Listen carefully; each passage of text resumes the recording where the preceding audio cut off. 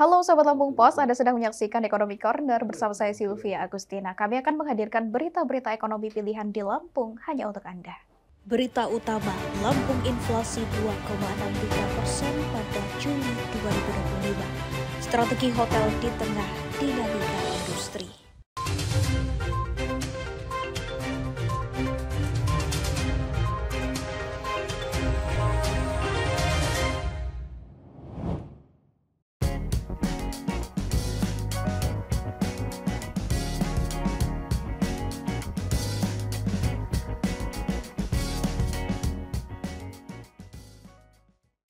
Mengawali berita Ekonomi Corner pemirsa, Badan Pusat Statistik Provinsi Lampung mencatat angka inflasi bulan Juli 2025 mencapai 2,63% secara tahunan atau year on year.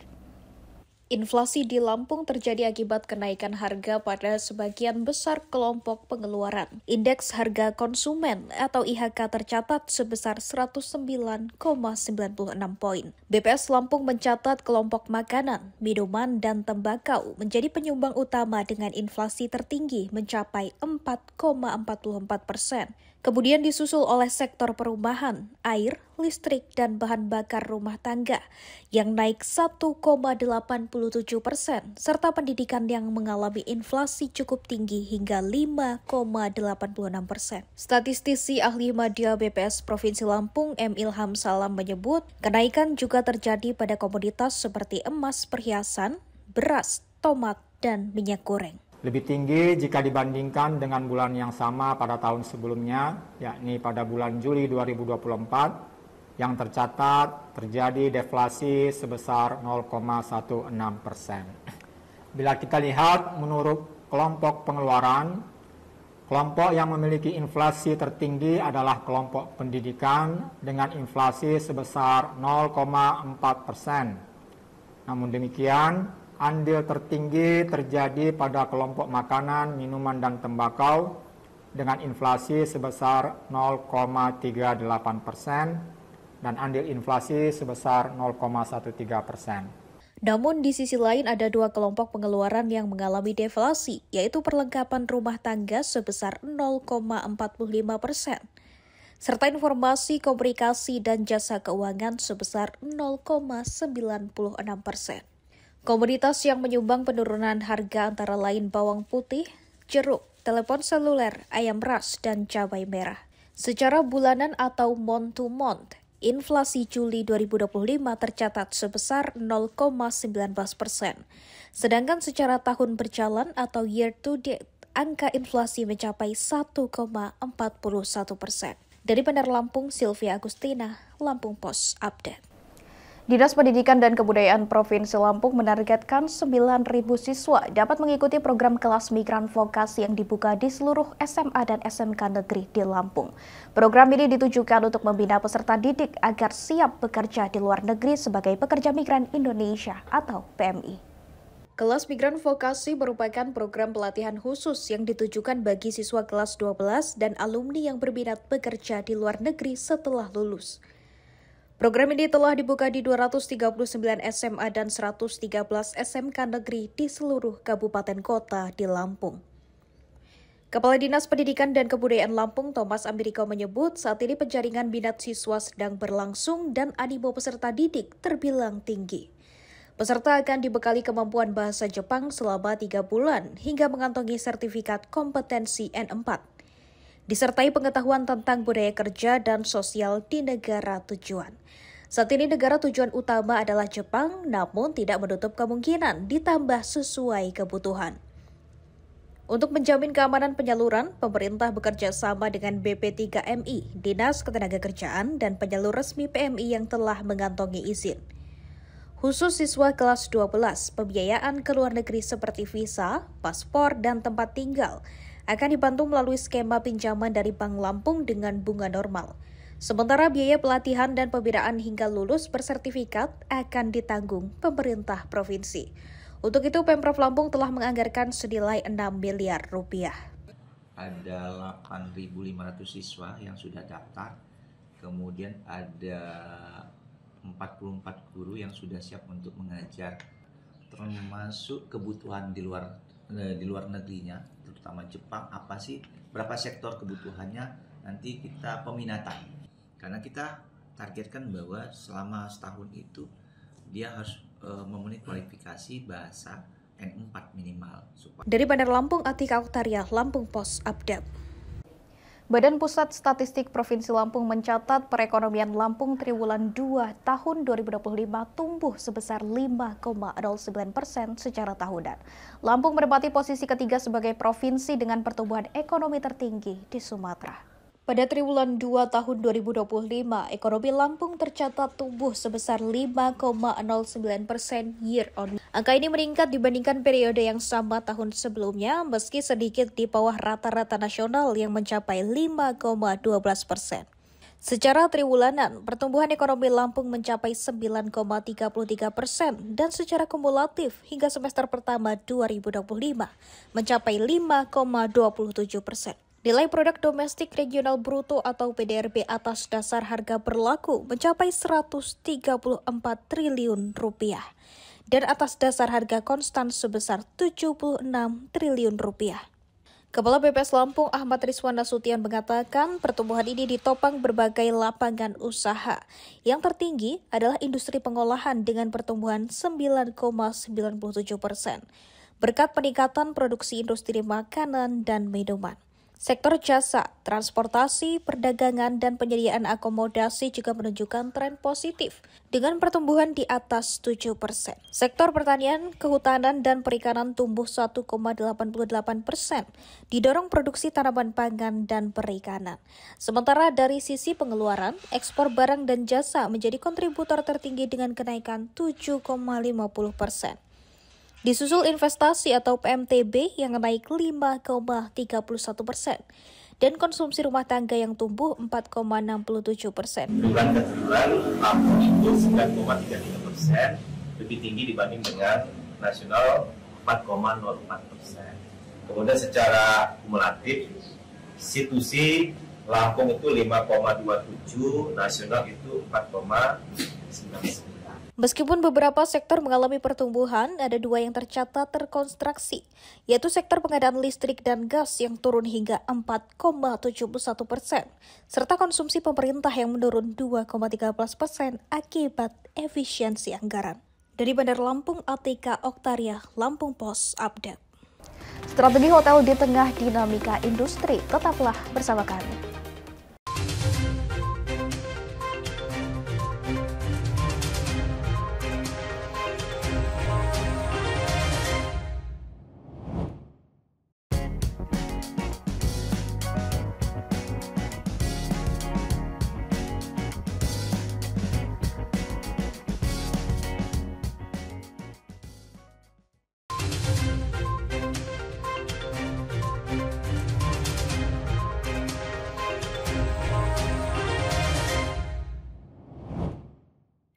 Sahabat Lampung Pos, penguatan SDM, daya saing usaha, dan pembangunan loyalitas pelanggan menjadi tiga fokus utama dalam menjawab tantangan industri hospitality yang terus berkembang.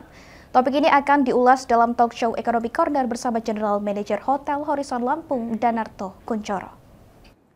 Halo sahabat Lampung Pos, selamat datang di Ekonomi Corner bersama saya Sylvia Agustina. Di Ekonomi Corner tentu kita akan membahas isu ekonomi, kita akan kupas lebih dekat, lebih dalam, dan tentunya relevan.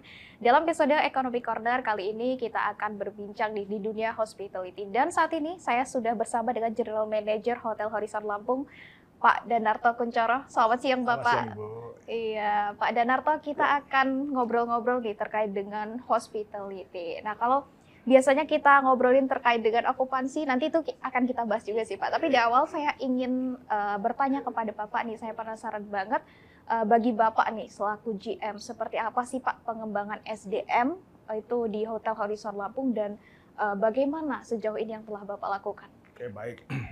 Jadi gini Mbak ya, di Hotel Horizon Lampung ini kan memang menerapkan yang namanya itu SDM yang berkualitas, itu nomor satu. Bagaimana sih kita bisa membuat si SDM berkualitas? Ya, paling tidak ya, kita harus memberikan training kepada anak-anak. Makanya tiap hari tidak ada hari tanpa training ke semua departemen. Ya. Biasanya antara jam 3 sampai jam 5 kita ada training tiap hari. Apapun training itu ya.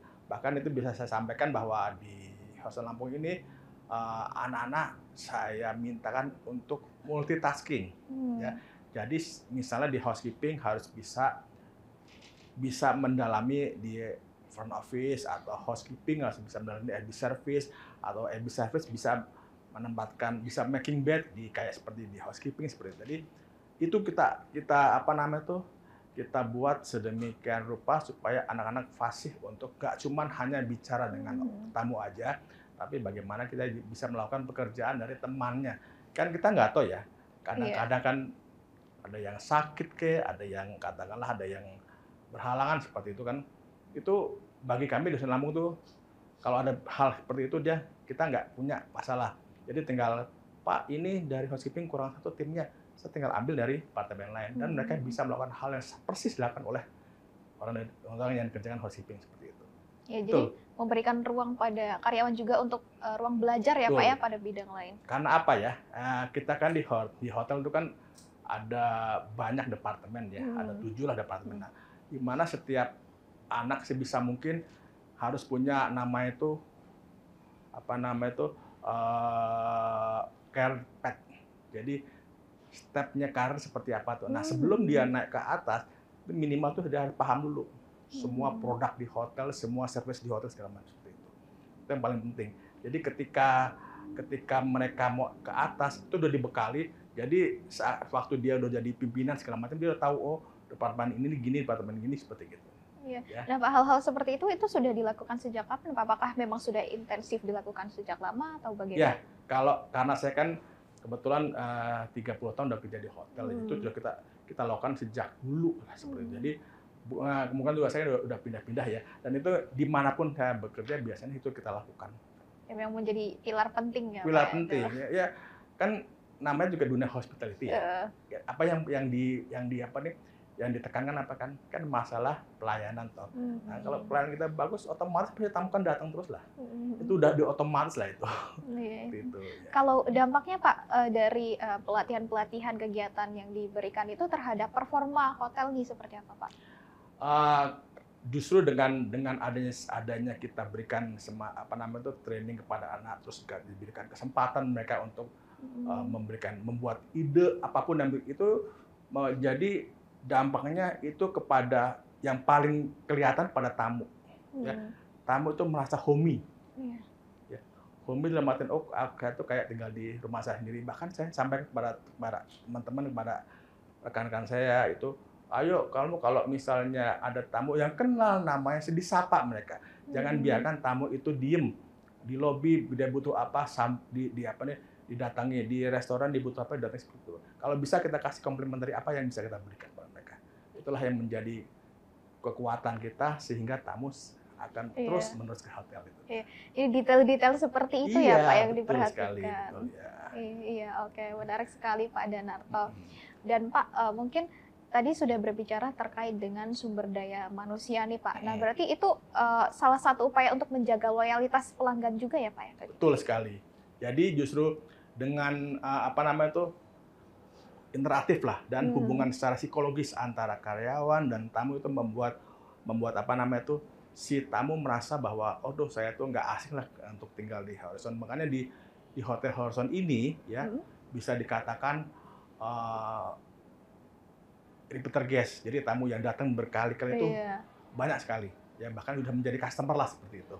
Iya, oke. Karena dia merasa, saya kok di sini nyaman ya, seperti itu. Karena apa? Ya karena karyawan menganggap kita tuh nggak cuma tamu, tapi kayak teman segala. Bahkan ada tamu yang pengen, saya mau katakanlah ke Pahawang, ada yang bisa nganterin nggak? Kalau mereka sanggup nganterin, dianterin sama karyawan saya. Tapi tentu saja di saat jam tidak kerja seperti itu. Dan dari efek dari pelatihan, dampaknya ke pelayanan yang lebih baik itu kerasa sampai dari repeat gitu ya. Bahkan saya mengharuskan namanya si karyawan itu harus mengerti tempat-tempat menarik di Lampung ini. Tidak hanya mengenai masalah pariwisata ya, tapi kalau bisa juga mengenai masalah kuliner. Kan ke Lampung, banyak orang ke Lampung gara-gara kuliner kan, itu juga. Selanjutnya kita akan bahas, selain dari pentingnya SDM, tentu pengembangan inovasi ini bagi hotel itu kan sangat penting ya, Pak ya. agar menjaga Hotel Horizon itu menjadi hotel pilihan bagi masyarakat dari Lampung maupun dari luar Lampung. Nah, apa Pak yang sudah dilakukan oleh Hotel Horizon sejauh ini? Sebenarnya sih Hotel Horizon Lampung itu sudah melakukan apa yang memang menjadi concern ya untuk tidak hanya di apa nih ya, tadi sudah disampaikan bahwa untuk semua karyawan itu kan memang kita berikan namanya training segala macam ya. Selain itu pula bagi masyarakat sekitar juga seperti itu. Jadi kita di Horizon Lampung itu selain memberikan training kepada anak-anak di sini, saya juga kadang-kadang mengajak teman-teman dari lingkungan itu untuk datang ke hotel mengadakan acara apa, monggo silahkan, ya kan. Bahkan juga kita selalu membuat namanya CSR nih Mbak ya, CSR hotel ini dengan mengundang yang namanya itu dari panti asuhan ke sini untuk mengadakan pengajian bersama di sini seperti itu. Jadi Horizon memberikan social impact juga untuk ya semua kita lakukan. Jadi jangan hanya kita bicara masalah bagaimana saya mendapatkan tamu, bagaimana mendapatkan untung, tapi bagaimana si lingkungan dari masyarakat kita tuh kerasa adanya hotel ini.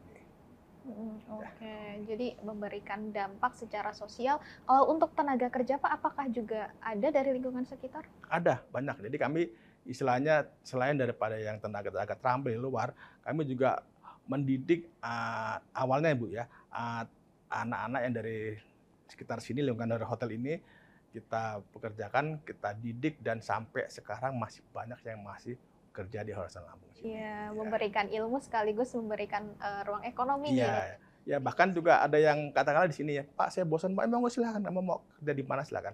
Jadi bekal yang dia dapatkan di Horizon Lampung ini dia terapkan di hotel lain. Bagi saya sih nggak masalah. Justru itu bagus dalam artian bahwa apa yang kita berikan dari ke mereka tuh berguna untuk dia melanjutkan untuk karir ke tempat lain. Oke, menarik sekali yang telah dilakukan oleh Hotel Horizon. Pak, kalau dari sisi pelayanan seperti apa Pak? Seperti apa sih inovasi yang dilakukan mungkin atau produk-produk yang dihasilkan oleh Hotel Horizon? Oke, jadi Horizon Lampung ini kan kita sebenarnya punya 150 kamar Mbak ya. 150 kamar itu ada 5 tipe ya. Yang terkecil kita tuh punya kamar namanya deluxe room ya. Deluxe itu lumayan besar, ini salah satu hotel yang bintang 3 yang punya kamar terkecil itu 26 meter persegi, itu paling besar. Dalam artian bahwa dari segi kompetitor juga kita bisa dikatakan yang paling besar lah ya kan. Dan terbesar kita ada di kamar penthouse dengan luasan sekitar 54 meter persegi ya kan. Nah, jikalau kayak misalnya sekarang Bu ya, bulan Agustus Bu ya, kita setiap ada event, setiap ada ini di bulan ini ada apa sih? Bulan ini ada apa sih? Nah, kan bulan Agustusnya kita ngadakan yang namanya itu ada 17-an ya. Selain kita juga punya namanya paket kemerdekaan. Jadi di paket kemerdekaan itu kita punya paket kamar itu 480.000 net, tapi room only tanpa breakfast seperti itu ya kan. Selain daripada itu pun dari kamar kita juga ada F&B Mbak ya, makan. Kita menyiapkan yang namanya itu paket tumpeng kemerdekaan. Jadi ada bundling antara makan dan minum. Jadi makanannya kita nanti ada nasi goreng kita buat seperti tumpeng gitu, ada kondimen di kiri kanannya, dan kita kasih smoothies atau minuman merah putih yang sekarang di depan Mbak itu ini. Ini ya Pak ya. Ini termasuk salah satu spesial promo minumannya. Agustus. Nah, nanti makanan nanti Mbak bisa ngicipin di bawah Iya, lah oke, di siap. restorannya Nanti ya. kita review juga ya Pak. Iya. Kalau coba dulu Mbak. Nah, mungkin pengen rasanya kayak apa? Gak apa-apa. Iya, Gak apa-apa, oke, coba aja. boleh. Iya. Kalau nggak enak Ini bilang nih. nggak enak ya. Oke, Sahabat Lampung Pos, kita coba ini adalah menu spesial promosi kemerdekaan. Itu dimulainya dari kapan Pak? Dari tanggal 5 kemarin ya, sampai dengan akhir bulan di tanggal 31. Saya sambil coba ya. Monggo Pak. silahkan. Gimana?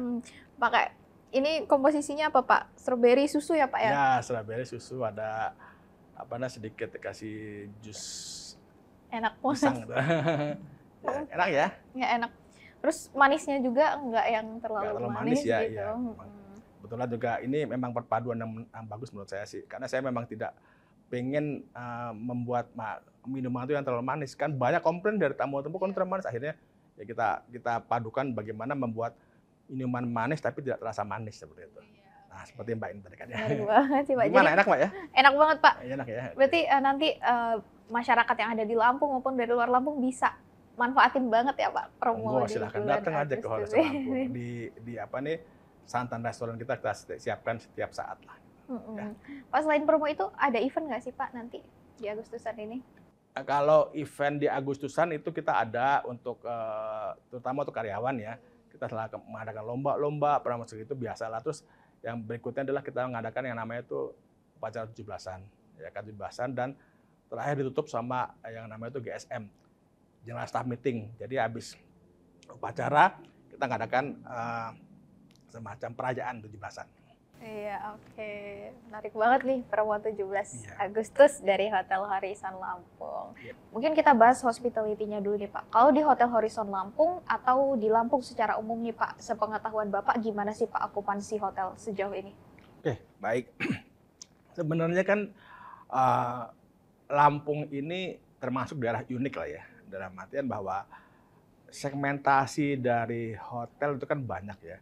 Yang benar-benar kerasa berkurang saat ini ya adalah segmentasi dari government ya, karena dengan adanya pemangkasan anggaran dari efisiensi, di mana bahwa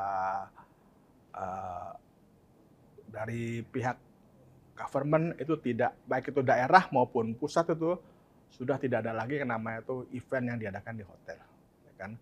Nah, itu yang menjadikan kita agak timpang di situ. Karena kan, tapi kita tidak putus asa ya, karena selain government kita juga namanya segmentasi dari corporate, ada travel agent, dari online travel agent, dan ada dari tamu-tamu yang datang langsung atau kita sebut sebagai walk-in guest seperti itu. Nah, secara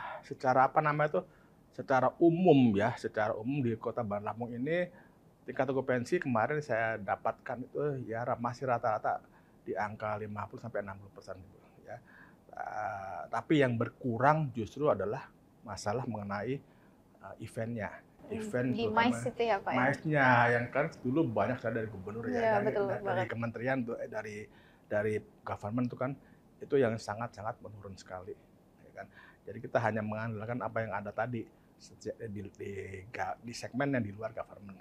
Jadi optimalisasi di segmen-segmen itu inovasi-inovasi gitu ya Pak? Iya, nah justru itulah menurut saya ini sebenarnya momennya pas banget ini untuk Lampung, bahwa Lampung ini tidak hanya mengandalkan government aja, sebisa mungkin untuk mengandalkan yang namanya itu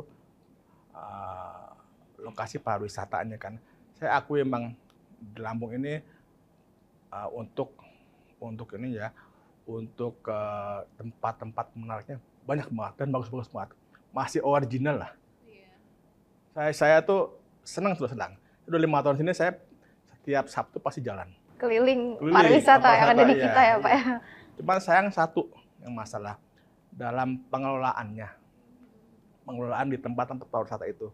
Yaitu yang bikin menurut saya perlu dipikirkan bersama lah, bagaimana sih bersinergi antara masyarakat lokal dengan pemerintah itu agar supaya apa?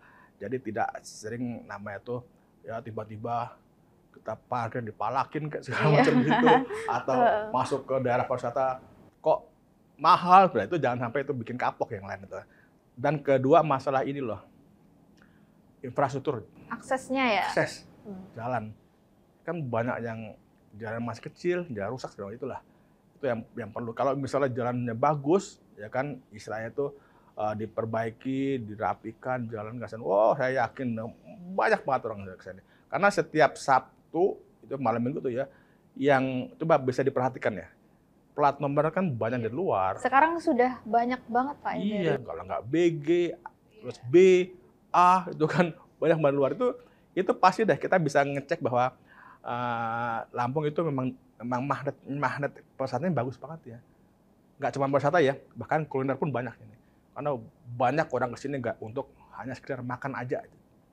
Saya tuh ya saya di dunia hotel pun ketularan lah, dalam artian bahwa dengan adanya wisata kuliner itu orang kan yang nginep di hotel hanya menikmati makan aja. Tapi saya karena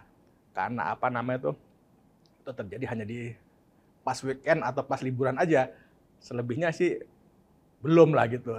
Nah, makanya kita kalau bisa mungkin sih sebagai insan pariwisata, ayo lomba-lomba gimana caranya supaya orang bisa datang ke sini tidak hanya pas weekend aja atau pas public holiday aja. Kalau bisa mengadakan event di Lampung ini yang menarik wisatawan untuk datang ke Lampung tanpa hanya mengandalkan liburan sekolah atau liburan tadi sesamaan itu. Ya. Pak Danarto sebagai orang yang berkecimpung di dunia pariwisata nih, hospitality juga. Menurut Bapak nih dengan Provinsi Lampung yang potensi pariwisatanya sebanyak ini, mungkin nggak sih Pak kalau ini diseriusin bisa menjadi poros ekonomi baru bagi Lampung? Wah, mungkin banget. Justru di Lampung ini kalau saya lihat sih untuk pariwisata kalau diseriusin itu bisa menjadi sumber PAD yang besar juga. Ya kayak Bali lah itu. Cuma satu syaratnya? Ya serius lah. Jadi sinergi kerja antar pemerintah dan masyarakat. Itu aja. Kalau misalnya di Lampung ini sudah bisa pemerintah menjamin bahwa Lampung itu membangun apapun ya tanpa adanya kendala, investor masih banyak kan masuk kok. Ya kan coba lihat di Krui itu, waduh bagus banget di sana tuh. Terus pada Gigi Hiu juga bagus ya kan. Terus ya, apalagi Pahawang lah, tahu lah. Kemarin juga saya sempat muter naik kapal ke Pulau Wayang pun seperti itu. Itu menarik sekali sih. Jadi kita di kapal kita sambil pemandangan kita lihat barbekyuan di kapal juga bisa lah gitu. Itu menurut saya itu yang hal yang perlu kita kaji ulang dan kita potensikan untuk menjadi daya tarik sih Lampung sendiri. Iya. Mungkin pemerintah bisa memulai dari pembinaan masyarakatnya dulu. Ya, saya setuju banget tuh masalah itu. Ya, jadi buatlah masyarakat welcome kepada wisatawan. Ya. Karena itu pada akhirnya juga akan memberikan dampak ekonomi positif untuk mereka. Pasti. Karena begitu rame kan yang merasakan nggak cuma pemerintahnya aja, nggak cuma daerah aja kan, tapi masyarakat pun kena dampak juga di sana. Pasti banyak UMKM di sana masuk. Iya, pembinaan masyarakatnya welcome, jadi investor juga nyaman ya masuk nanti baru ke infrastruktur mungkin bisa dimulai. Tapi kalau besar infrastruktur nomor 1 dulu. Iya, nomor 1 dulu juga. Iya, karena kan itu untuk menariknya. Akses sana tuh, ya. Iya. Kalau bagus infrastrukturnya kurang ya gimana kita bisa mengaksesnya ya Pak ya? Oke. Ya, walaupun saya udah muter-muter Mbak ya ke hampir di beberapa daerah ya. Saya ini melihat potensi Lampung itu luar biasa kok. Ya, luar biasa bagus lah. Iya, oke. Pak Danarto, menarik sekali perbincangan kita dari mulai pentingnya SDM, kemudian kita bahas inovasi yang dilakukan oleh Hotel Horizon hingga kita membincangkan terkait dengan potensi pariwisata Lampung yang sebenarnya kalau diseriusin bisa jadi poros pertumbuhan ekonomi kita ya. Oke, terima kasih banyak Pak Danarto. Sekali lagi, sahabat Lampung Pos, itulah dia Economic Corner episode hari ini bersama dengan General Manager Hotel Horizon Lampung, Pak Danarto Kuncoro. Sampai jumpa di episode berikutnya.